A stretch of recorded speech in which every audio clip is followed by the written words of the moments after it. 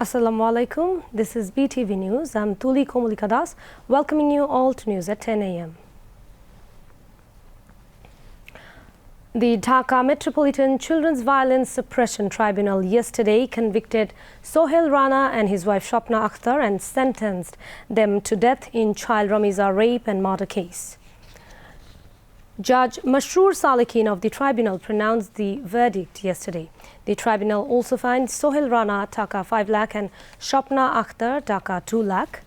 Security was tightened ahead of the verdict with the deployment of 3 additional platoons of police in and around the court premises, in addition to the regular 2 platoons. The tribunal framed charges against Sohail Rana and his wife Shopna Akhtar on June 1st and completed legal arguments on June 4th, paving the way for the verdict within a week of the indictment. Ramiza, a Class 2 student of Popular Model High School, was allegedly raped and beheaded by her neighbor Sohail Rana at his flat in the Millat camp area of Pallavi on May 19th. Her father filed the case the following day. Police submitted a charge sheet on May 24th against alleged rapist and killer Sohail Rana and his wife and the alleged accomplice Shopna Akhtar. The tribunal framed charges in the case on June 1st while it completed recording the depositions of prosecution witnesses in a single day on June 2nd. 16 of the 18 listed witnesses testified and were subsequently cross-examined by the defense on that day. State-appointed defense counsel Musa Kalimullah later cross-examined all the witnesses. On June 3rd, the 2 accused made their self-defense statement before the court. In the case over the rape and murder of child Ramiza in Pallavi of the capital, the court has sentenced the main convict Sohail Rana and his accomplice wife Shopna Akhtar to death. The verdict sentencing the 2 to death in the Ramiza murder case drew mixed reactions, including relief and emotion at the court premises. From human rights activists and lawyers to ordinary people, many said that the verdict is not only justice for a murder case, but also a strong and exemplary message for the society against child abuse. In particular, it has further strengthened the belief that prompt investigation and trial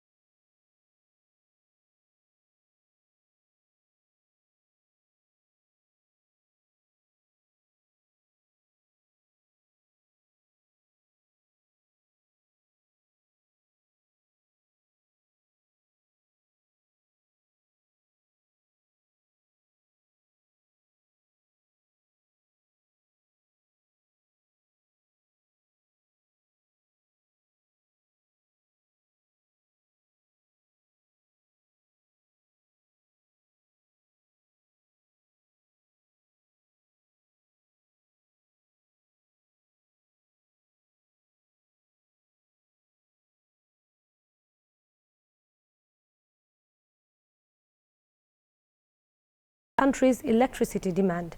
He said there is no shortage of electricity in the country. The minister has recommended a special parliamentary committee expanding Bangladesh's strategic fuel reserves to ensure a minimum 3-month storage capacity and diversifying import sources to strengthen the country's energy security. The 10-member committee comprised 5 lawmakers from the ruling party and 5 from the opposition. Replying to a question, State Minister for Information and Broadcasting Yasir Khan Chaudhry said the present government is not interfering in the media. He said the government, under the leadership of the Prime Minister, is ensuring freedom of the press. At the beginning of this sitting, a 5-member panel of chairpersons was nominated for the budget session. The panel members are Salima Rahman, M. Osman Farooq, Jainul Abedin, Shahjahan Mohammad and Shahjahan Chaudhry. They will preside over the House in the absence of the Speaker and the Deputy Speaker. Later, the Jatiya Sangshad today adopted a condolence motion expressing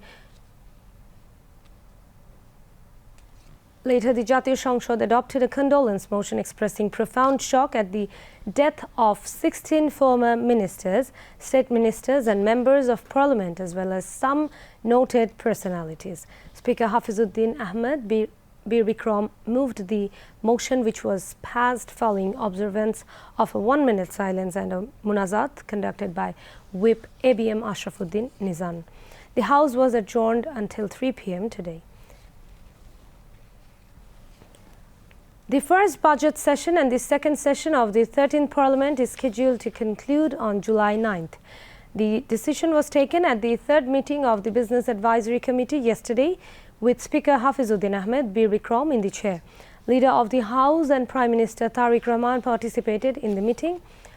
The committee discussed the allocation of time and duration of the second session, which will primarily focus on the national budget for the 26-27 fiscal. Following detailed deliberations, the committee decided to allocate a total of 40 hours for the general discussion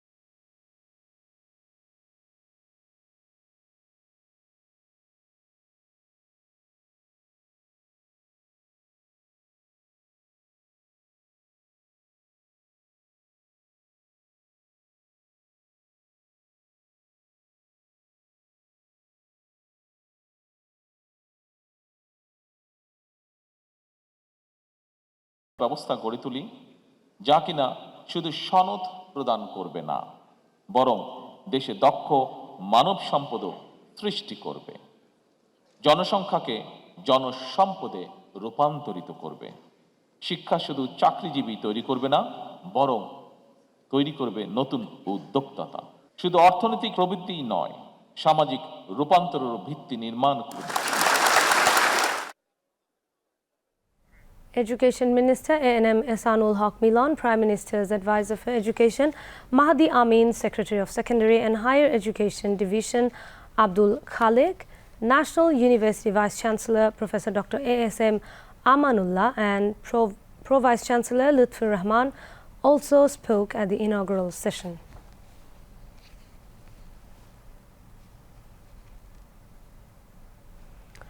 Information and Broadcasting Minister Zahiruddin Shapon alleged the previous Awami League government committed serious wrongdoing by manipulating financial sector data using the Bureau of Statistics. He said a commission will be formed to reorganize the banking sector. The minister made these remarks while speaking at a seminar in the capital yesterday. Economic Reporters Forum organized the seminar at its auditorium titled Governance in the Banking Sector and the Role of Media. Experts at the seminar emphasized the importance of presenting accurate financial data without creating public distrust among customers. The Information Minister said in the past the true picture of the economy was often mispresented. He added that due to a lack of good governance and accountability, the banking sector had become fragile. Zahiruddin Shapon also urged the media to play the role of a true mirror in reflecting the real scenario of the economy. Economic Reporters Forum President Daulat Akhtar Mala, the Financial Express editor Shamsul Haq Zahid, Bangladesh Bank Deputy Governor Nurun Nahar and other senior officials from the financial sector attended the seminar. Speakers also stressed the need to protect the financial sector from the influence of